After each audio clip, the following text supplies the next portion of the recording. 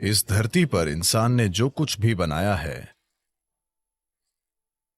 वो मूल रूप से पहले हमारे मन में बना था। वो सब जो आप देखते हैं, जो इस धरती पर इंसान ने किया है, पहले वो मन में बना था, फिर वो बाहरी दुनिया में बना। इस धरती पर जो अद्भुत चीजें हमने की हैं और इस धरती पर जो भयानक काम हमने किए हैं, वे दोनों ही इंसान के मन से आए हैं। तो अगर हमें चिंता है कि संसार में हम क्या बना रहे हैं, तो ये बहुत महत्वपूर्ण है कि सबसे पहले हम अपने मन में सही चीजें बनाना सीखें कि हम अपने मन को कैसे रखते हैं। अगर हम अपने मन को अपने तरीके से रखने की शक्ति नहीं रखते, तो दुनिया में हम जो बनाते हैं वो भी बहुत संयोग से और उल्टा सीधा होगा। तो अपने मन को अपने तरीके से बनाना ही दुनिया को अपने तरीके से बनाने का आधार है। योग विद्या में एक अद्भुत कहानी है। एक दिन एक आदमी टहलने निकला। वो लंबी सैर के लिए गया। संयोग से अनजाने में वो स्वर्ग में चला गया। सौभाग्य है ना? वो बस टहलते हुए स्वर्ग जा पहुंचा। इस लंबी सैर के बाद वो थोड़ा थक गया था, इसलिए उसने सोचा, अरे मैं थक गया हूं, काश मैं कहीं आराम कर सकता। उसने चारों ओर देखा। वहां एक अच्छा पेड़ था जिसके नीचे बहुत ही गद्देदार घास थी। वो सब इतना अच्छा था कि वो गया और वहीं लेटकर सो गया। कुछ घंटों के बाद वो जागा। अच्छी तरह से आराम मिल चुका था, तो उसने सोचा, अरे आराम तो मिल गया, पर मैं भूखा हूं, काश मेरे पास खाने के लिए कुछ होता। और उसने उन सभी अच्छी चीजों के बारे में सोचा जिन्हें वो अपने जीवन में खाना चाहता था, और तुरंत ही वे सारी चीजें उसके सामने आ गईं। आपको यह समझने की जरूरत है कि वहां की सेवा ही ऐसी है। भूखे लोग सवाल नहीं पूछते। खाना आया और उसने खाया। पेट भर गया। फिर उसने सोचा, अरे मेरा पेट भर गया है, काश मेरे पास पीने के लिए कुछ होता। सभी अच्छी चीजें जो वो पीना चाहता था, उसने उनके बारे में सोचा और वे सभी उसके सामने आ गईं। पीने वाले भी सवाल नहीं पूछते, तो उसने पी लिया।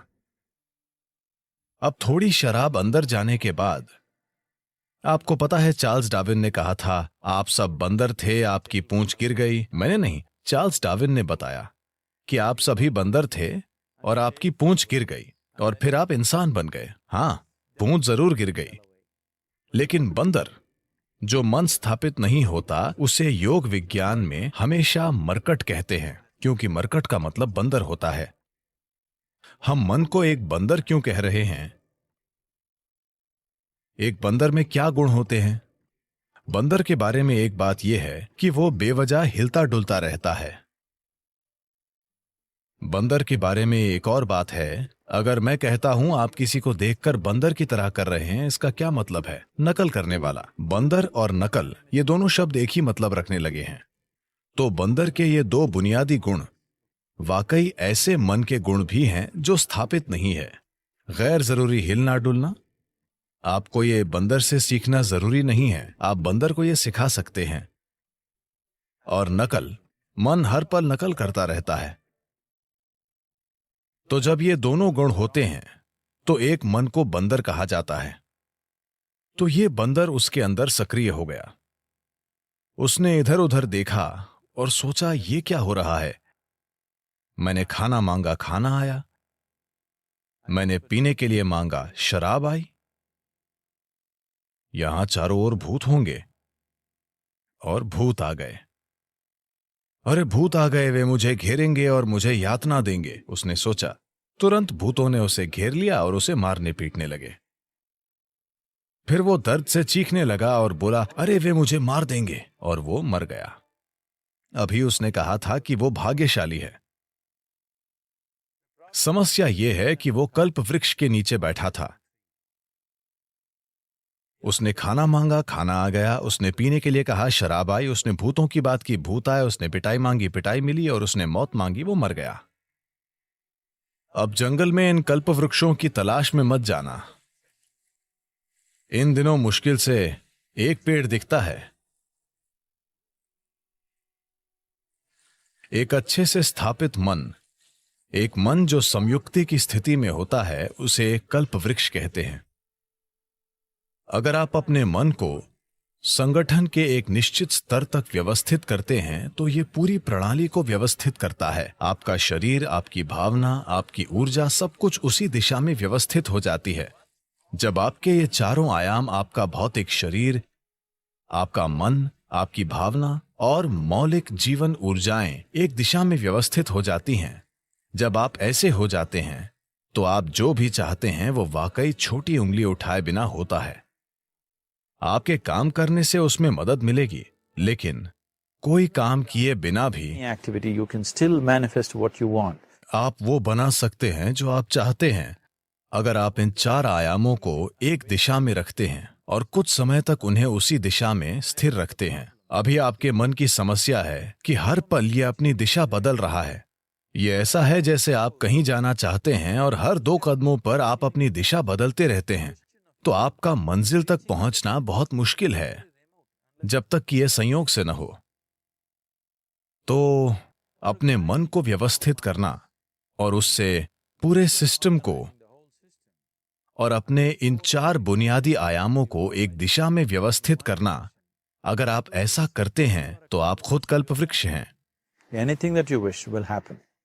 जो भी आप चाहते हैं वो होगा। पर अभी अगर आप अपने जीवन को देखें तो वो सब जिसकी आपने अब तक इच्छा की है, अगर वो हो जाए तो आप खत्म। वे चीजें और लोग जो आपने चाहे, अगर वो सब आज आपके घर में हों तो क्या आप जी पाएंगे? जब हम इस तरह समर्थ हो जाते हैं तो ये बहुत महत्वपूर्ण है कि हमारी शारीरिक क्रिया, भावनात्मक क्रिया, मानसिक क्रिया और ऊर्जा क्रियाएं नियंत्रित और ठीक दिशा में हों। अगर ऐसा नहीं है तो हम विनाशकारी, आत्मविनाशकारी बन जाते हैं। अभी यही हमारी समस्या है। जिस तकनीक को हमारे जीवन को सुंदर और आसान बनाना चाहिए, वो सभी समस्याओं की जड़ बन गई है।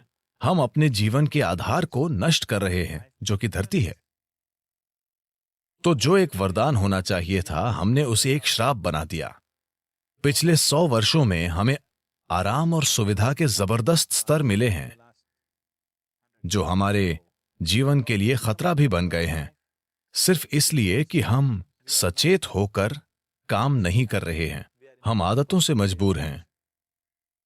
तो मन को व्यवस्थित करने का बुनियादी मतलब है चीजों को विवशता से करने के बजाय जागरूक होकर करना। आपने ऐसे लोगों के बारे में सुना होगा जो कुछ मांगते हैं और सभी उम्मीदों से परे वो उनके लिए सच हो जाता है। आमतौर पर ऐसा उनके साथ होता है जो श्रद्धा रखते हैं। मान लीजिए आप घर बनाना चाहते हैं। अगर आप सोचने लगेंगे, अरे मैं एक घर बनाना चाहता हूं, घर बनाने के लिए 50 लाख रुपए चाहिए, मेरी जेब में 50 रुपए हैं, नहीं होगा, नहीं होगा, संभव नहीं है। जैसे ही आप कहते हैं संभव नहीं है, आप ये भी कह रहे हैं कि मैं ये नहीं चाहता। तो एक स्तर पर आप इच्छा पैदा कर रहे हैं कि आप कुछ चाहते हैं, दूसरे स्तर पर आप कह रहे हैं मैं ये नहीं चाहता। तो इस संघर्ष में ये शायद न हो पाए। कोई इंसान जो किसी भगवान या मंदिर में या जिसमें भी श्रद्धा रखता है, जो सरल मन वाला है, श्रद्धा सिर्फ उन लोगों के लिए काम करती है जो सरल मन वाले हैं। सोचने वाले लोग जो बहुत अधिक सोचते हैं, उनके लिए ये कभी काम नहीं करती। एक छोटे बच्चे जैसा इंसान जिसे अपने ईश्वर या अपने मंदिर में या जिसमें भी एक सरल श्रद्धा है, वो मंदिर में जाकर कहता है, शिव जी मुझे एक घर चाहिए, मुझे नहीं पता कैसे, पर आपको ये करना होगा। अब उसके मन में कोई उल्टे विचार नहीं है, क्या ऐसा होगा, क्या ऐसा नहीं होगा, क्या यह संभव है, क्या यह असंभव नहीं है। श्रद्धा के सरल काम द्वारा इन चीजों को पूरी तरह से हटा दिया जाता है। अब उसे श्रद्धा है कि शिव उसके लिए ये करेंगे और ऐसा होगा।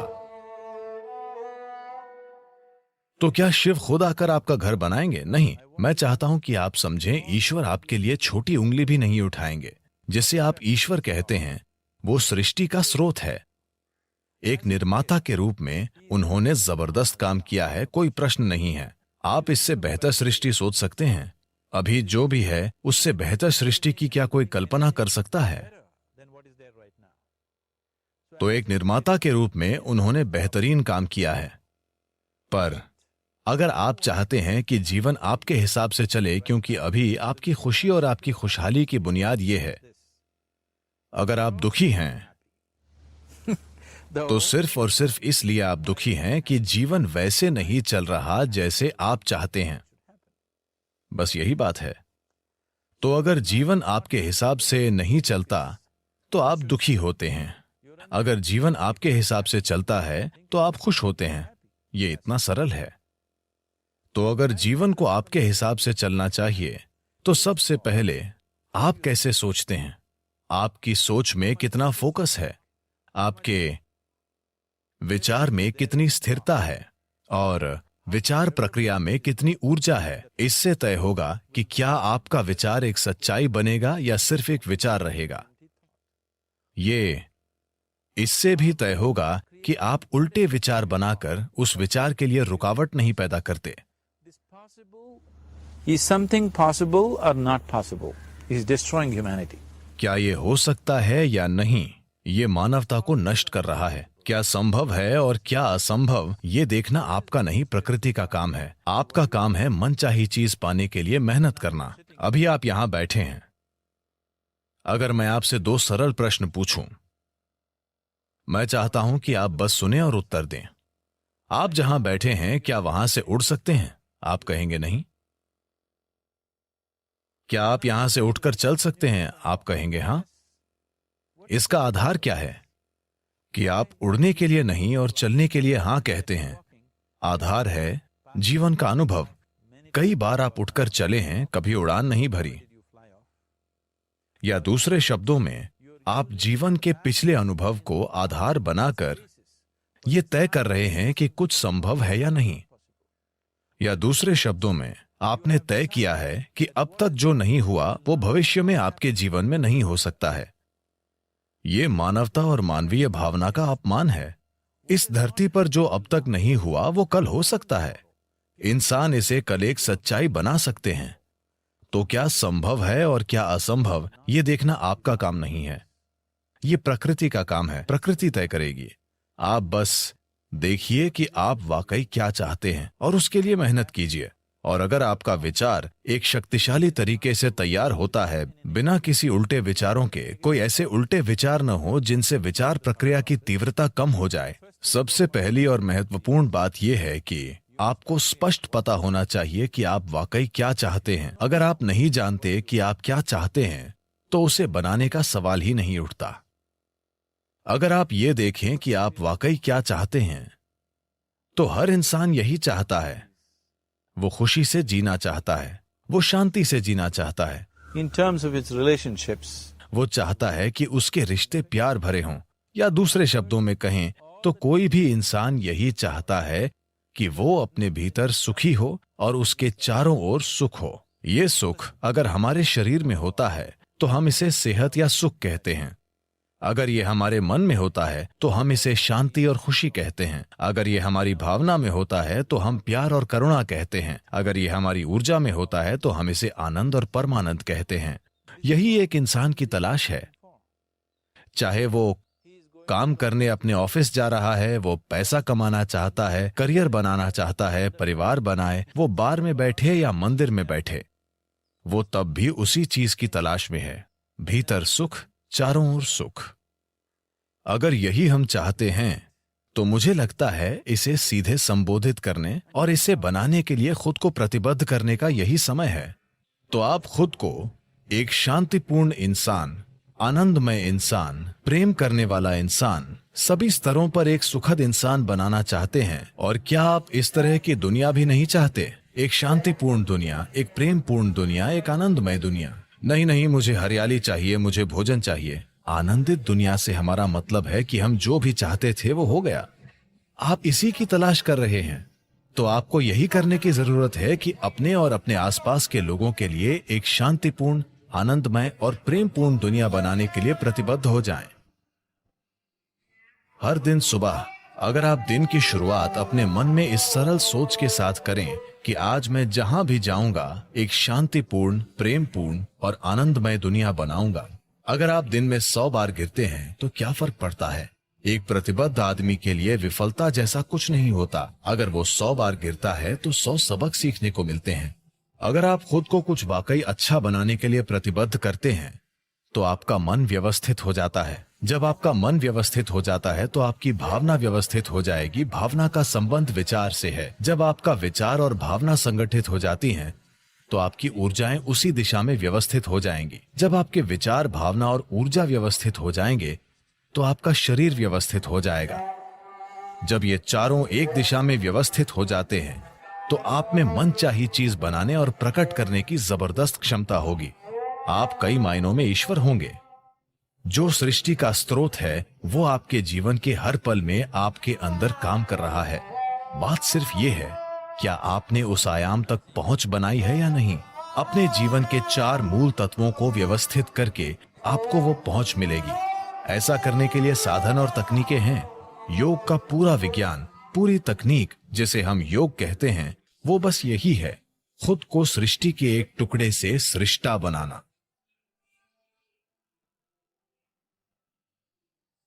ये मेरी इच्छा और मेरा आशीर्वाद है कि दुनिया में हर इंसान को अपने भीतर सृजन के स्रोत तक पहुंचो, ताकि वो रचनाकार की तरह यहां काम कर सके, न कि सिर्फ एक रचना के रूप में।